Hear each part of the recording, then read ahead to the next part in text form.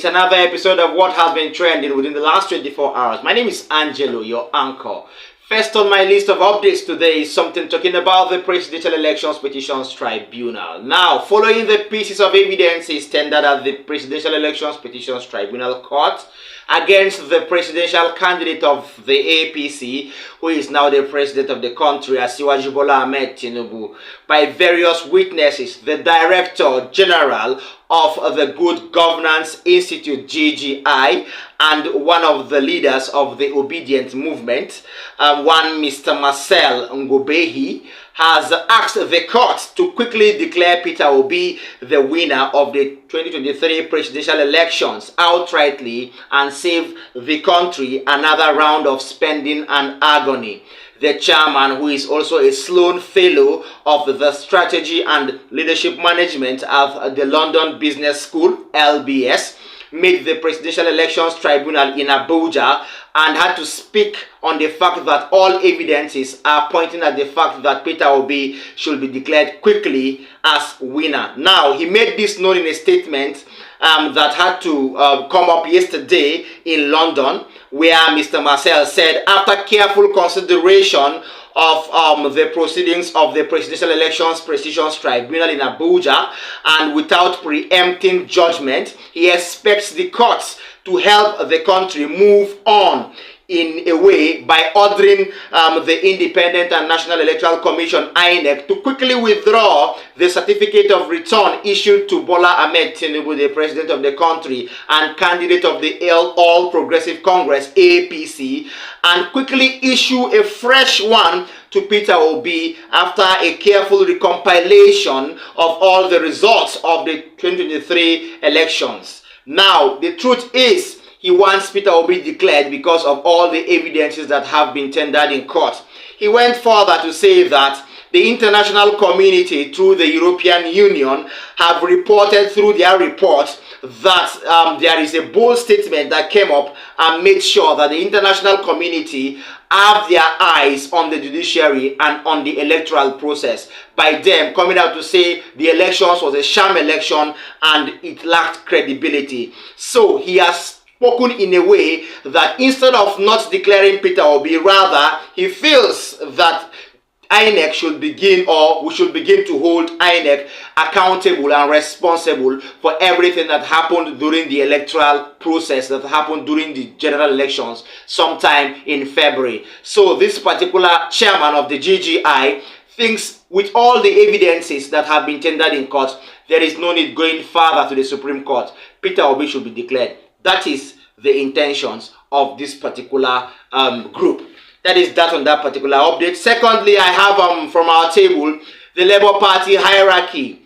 Julius Abure, the authentic chairman of the Labour Party, has surfaced once more after the alleged saga between himself and the Lamidi Bashiru Apapa-led faction of the Labour Party. He has come up to address the Labour Party faithfuls, obedience I will call them, and Nigerians too, in a way that will please other partisans. What did he say? He went further to address the pressmen, say a very good words of appreciation to all members of the National Working Committee, all members of the National Executive Council, and all members of the press for putting hands on deck to see that the Labour Party came out successful in lots of polling units across board in all parts of Nigeria. Aside the fact that they still have an undeclared mandate in court, Julius Abure never left anything out. He made sure that the Edo State chapter of the Labour Party, which is in some way a baby chapter of the same party,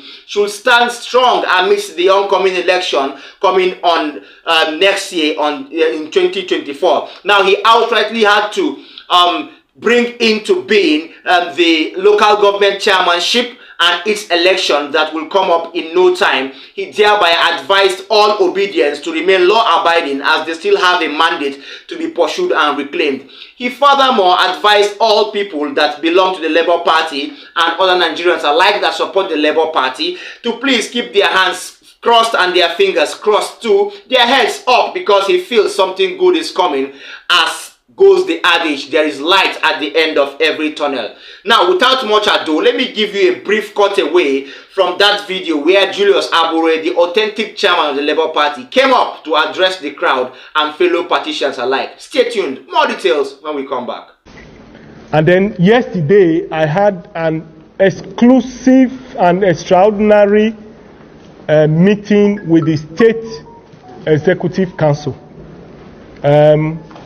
where I also had the privilege of appreciating those State Working Committee and the Executive Council of the party. Because for the first time in the history of our state, Labour Party scored 79% in the presidential election. And so, in this state, we produce a senator, we produce House of Rep members, and we produce House of Assembly member.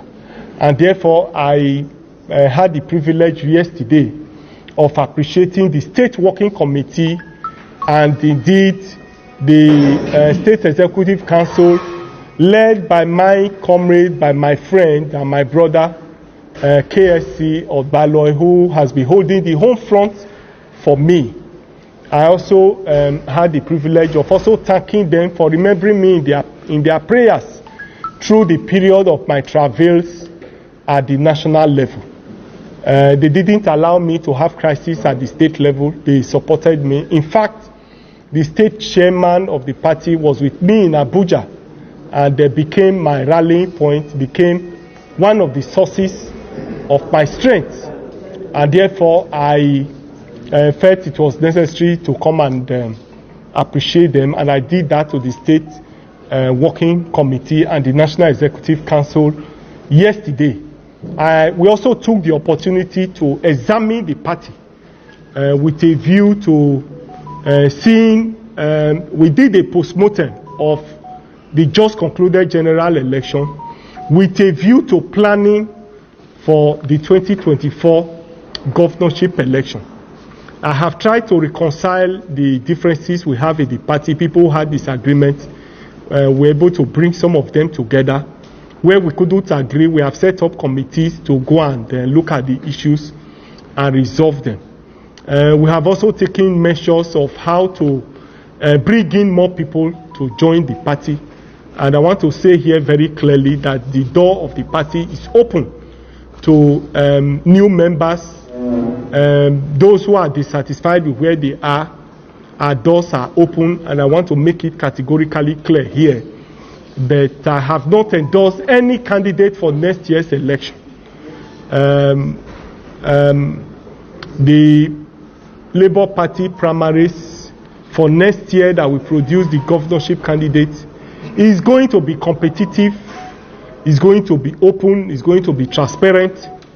Our quarrel over the years with PDP and APC is that they lack internal party democracy, which is responsible for production of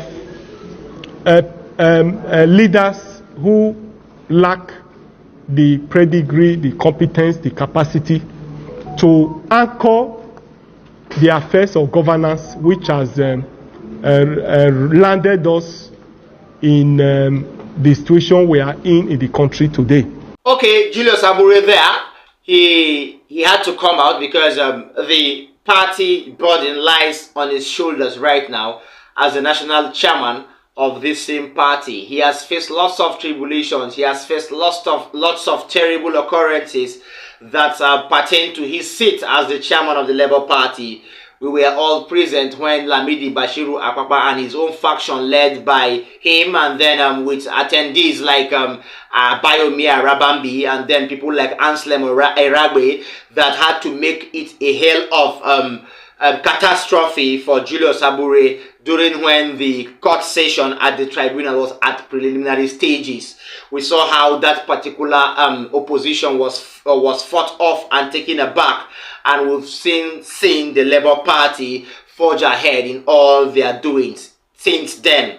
That is that on that particular update. Well, before I go further, let me urge our viewers, old and new, subscribe, like and share this video to people around you and people outside Nigeria so it will go viral for the sake of updates. Okay, now secondly, I would like to say, drop a comment for us in the comment section. Don't forget to tap the notification bell so you will be the first with breaking news anytime we drop new updates. That is that on my adherence to whatever I have to tell you. From me to you, you know that. Now, finally, on my updates, I will say the Socio-Economic Rights and Accountability Project, SERAP, has taken the federal government to court over former General Sani Abacha's loot that has been causing mayhem online and offline starting from during the time of President Olusegun Obasanjo right to the time of Umaru Musa Yar'Adua, and then to the time of Goodluck Ebele Jonathan, then to the regime of President Muhammadu Buhari. These particular regimes, 4 of them, have not accounted accurately for the loot of former General Sani Abacha, former head of state. This loot is known to be in billions of dollars, and there is nothing that has been accounted for over time. We thought the federal government would not be held responsible, but voila, there is now a case in court with the SERAP unit or SERAP group taking the federal government to court in order for them to come out and be accountable accurately, word for word, naira for naira, currency for currency, about the General Sani Abacha's loot. Talking about this, we have Mr. Kolawole Oluwadare, the Deputy Director of the Socio-Economic Rights and Accountability Project. He came out to give us a brief clip on what has been happening in court and why they had to take the federal government to court. Watch this. More details when I come back. The inconsistencies in these amounts is what has led us to where we are presently, even leading to the freedom of information request that we've sent out. I recall that the BBC had done an infograph, I think some years ago, about, and they accounted for more than 3 billion at that time. And then the Transparency International also issued a report giving the estimate at 5 billion last year. But the issue is, Nigerian government should be, of course we are the victims, collectively as a country, of this theft. We should know how much is left, which is why it forms part of that freedom of information request for the Nigerian government to tell us how much has left the coffers of this country by way of the theft of the Abacha government. We do not have, at least not in the public domain, and that sets the background for even repatriations to know whether what we've even had is insignificant percentage of what has left the country. That leads us to how much we've gotten back in the country and how those have been spent. And to the second issue you mentioned, it is quite unfortunate that the dysfunction in governance that led us to this point, where we begin to think of other means to enforce the judgment of courts. The judgment is clear on the face of it, and any responsible government, and in this instance the executive, should obey orders of court. The dysfunction have gone on for so long that we have begun to transfer the job of implementing a judgment to either the applicant, SERAP in this case, or to the judiciary. And I see no reason why government should not implement this judgment. The records are there. With the Ministry of Justice or Ministry of Finance, where they say they do not have records of how much had come in, when you've seen the Attorney General in the past gives you statement, mention figures without specifics of how much they are and how they are to be spent. So I believe that this record exists in these 2 agencies of government. It is a matter of political will to put them to the public. And if they don't do this, of course, there are always legal mechanisms that we can resort to, which we really do not think we have to do in this instance. Right, you've heard it all there, and this is no issue to debate on, because the federal government have to be held accountable for every dime that goes into the coffers of the Nigerian government. We don't have to sit back and act as though we are being run by a government of dictatorship. Neither are we being run by a government of anarchy, okay, or even a monarch, let me say. So we wouldn't sit back and watch things go wrong. Thank God we have associations and parastatals like the SERAP.